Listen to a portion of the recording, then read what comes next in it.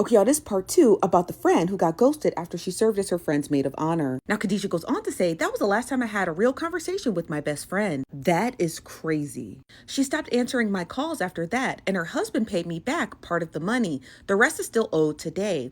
That was in 2018, and in 2020, she texted me an apology, and in 2021, I saw her for about 30 minutes. She said that was it. That was the end of my friendship with my best friend of 20 years, me loaning her much needed money that I really didn't have because I loved her and her son, and her subsequently ghosting me so as to not pay me back. It hurt so bad at the time. She says, honestly, the breakup with my relationship paled in comparison I had with him 2 years. She said I had been with her for life. And I couldn't believe that she would do this to me.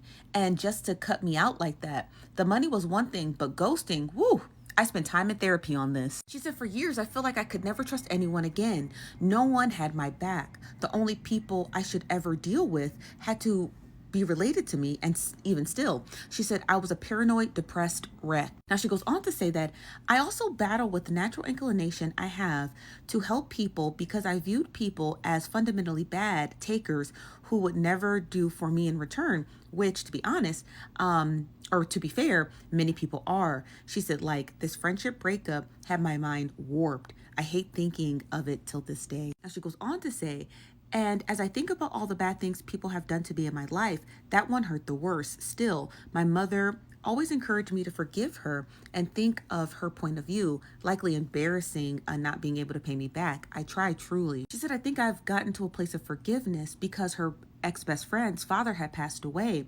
And she said, I called her to check on her multiple times and also contributed to the GoFundMe for his funeral expenses. I genuinely felt for her, but I still do mourn the closeness we had and that I thought we had. At least that's what she thought they had. I can pause to read the rest because she's really just going through the core of emotions that she was feeling after the friendship had broke up. Now she finishes out the thread and says, now I will talk more about the one time that I saw her in 2021 in my blog.